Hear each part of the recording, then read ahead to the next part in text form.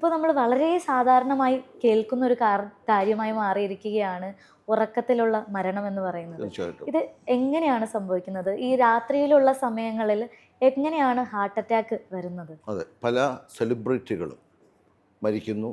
ഒരു ചെറിയ ഉദാഹരണം, 45 വയസ്സുള്ളൊരു ബിസിനസ്സുകാരൻ, ഞാൻ എൻ്റെ പുസ്തകത്തിൽ പറഞ്ഞിട്ടുള്ളതാണ് തുടക്കം ഈ ചാപ്റ്ററിൻ്റെ. 45 വയസ്സുള്ളൊരു ബിസിനസ്സുകാരൻ 11 മണിക്ക് ബിസിനസ് ചെയ്ത് മടുത്ത് വരുന്നു.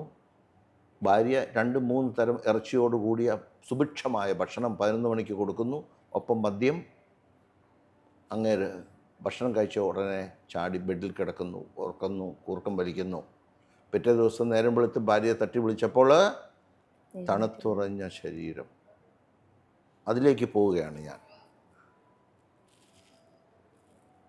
45 വയസ്സ് ചെറുപ്പക്കാരനായ പൊണ്ണത്തടിയുള്ള അങ്ങേയറ്റം ടെൻഷനുള്ള ഒരു ബിസിനസ്സുകാരൻ 12-11 മണിക്ക് ഭക്ഷണം കഴിക്കുന്നു. ഈ 11 മണിക്ക് 12 മണിക്ക് കഴിച്ച ഭക്ഷണം, ഇറച്ചി, കാര്യങ്ങളെല്ലാം ദഹിപ്പിച്ചുകൊണ്ടിരിക്കുകയാണ് രാത്രിയിൽ ഹൃദയം.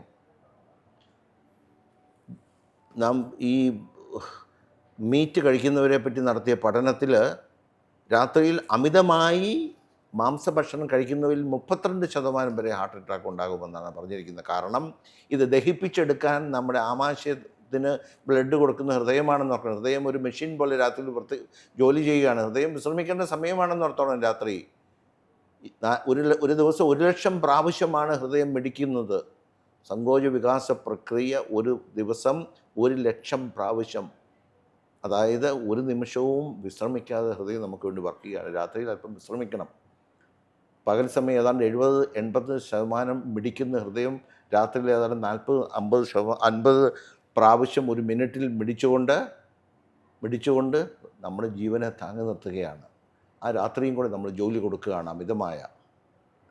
ഒപ്പം കൂർക്കം വലി, അതിൻ്റേതായിട്ടുള്ള മറ്റ് പ്രശ്നങ്ങൾ, ഇതെല്ലാമാണ് മരണത്തിലേക്ക് വലിച്ചിഴയ്ക്കുന്നത്. ഉറക്കത്തിൽ മരണത്തിനുള്ള പല കാരണങ്ങളുണ്ട്. നിർജ്ജലീകരണം, നമ്മൾ ആവശ്യത്തിന് വെള്ളം കുടിക്കുന്നില്ല. പ്രത്യേകിച്ച് ഹൃദ്രോഗ സാധ്യത ഉണ്ടാകുന്നവരാണെങ്കിൽ നിർജ്ജലീകരണം, ഡീഹൈഡ്രേഷൻ വലിയൊരു കാര്യമാണ്. ഹൃദയത്തിലേക്കുള്ള ധമനികളിൽ കട്ടകൾ, ഹൃദയ ധമനികളിൽ രക്തക്കട്ടകൾ ഉണ്ടാകാനുള്ള സാധ്യത കൂടുകയാണ് നിർജ്ജലീകരണം. ആവശ്യത്തിന് വെള്ളം കുടിക്കുന്നില്ല നമ്മൾ.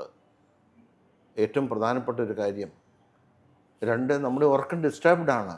ഒരാൾ എന്തുമാത്രം ഉറങ്ങണം എന്നതിനെപ്പറ്റി പ്രകൃതി എഴുതി വെച്ചിട്ടുണ്ട്. 24 മണിക്കൂറിൽ 8 മണിക്കൂർ നീ ഉറങ്ങിയിരിക്കണം. നീ എത്ര ലോകത്തിൻ്റെ ആരുമാകട്ടെ, നിൻ്റെ ഓരോ മിനിറ്റിലുള്ള ഉറക്കത്തിൻ്റെ കുറവും നിൻ്റെ ശരീരം എഴുതി വെക്കുമെന്നാണ് പറഞ്ഞേക്കുന്നത്. 10 ദിവസം നീ 10 വർഷം, അതായത് 4 വർഷം ഈ എല്ലാം കൂടെ കൂട്ടി കുറഞ്ഞെങ്കിൽ 4 വർഷം മുമ്പ് നീ ഈ ലോകത്തിൽ നിന്ന് മുകളിലേക്ക് പോവുകയാണ്. അപ്പോൾ ഉറക്കം എന്നുള്ളത് ശരീരത്തിന് ആവശ്യമായ ഒരു ഘടകം. ഭക്ഷണം പോലെ, അല്ലെങ്കിൽ മറ്റ് വ്യായാമം പോലെ, പ്രാണവായു പോലെ. അപ്പോൾ ഉറക്കം ഏറ്റവും പ്രധാനം. ഉറക്കത്തിൽ റീജനുവേഷനാണ് നടക്കുന്നത് ഓർത്തോണം. നമ്മുടെ ശരീരത്തിൻ്റെ പുനർനിർമ്മാണം നടത്തിക്കൊണ്ടിരിക്കുകയാണ്. നമ്മളെ പുനർജീവിപ്പിച്ചുകൊണ്ടിരിക്കുകയാണ്. പല അവശിഷ്ടങ്ങളും പോയിക്കൊണ്ടിരിക്കുകയാണ്. ഇതിന് വിഘാതം വരുന്ന തരത്തിൽ നമ്മുടെ ജീവിത ഭക്ഷണ ക്രമീകരണം നടത്താതെ പോയാൽ അതാണ് മരണത്തിലേക്ക് പോകുന്നത്. അതുകൊണ്ട് തന്നെയാണ് ഉറക്കത്തിലുണ്ടാകുന്ന ഈ മരണങ്ങൾ പലതും. മദ്യം മാത്രമല്ല, മദ്യമോ മറ്റ് ഡ്രഗ്സിൻ്റെ വിനിയോഗമോ ഒക്കെ കൂടി, അതൊക്കെ കൂടാതെ തന്നെ സർവോപരി ഈ ഭക്ഷണത്തിലുള്ള ആക്രാന്തവും അമിത ഭക്ഷണവും വ്യായാമക്കുറവും കൂർക്കം വലിയെ പറ്റി നാം ഇനിയും നമുക്ക് ഡിസ്കസ് ചെയ്യാറുണ്ട്. ഇതെല്ലാം ഒരു ഘടകമായി വരുന്നു.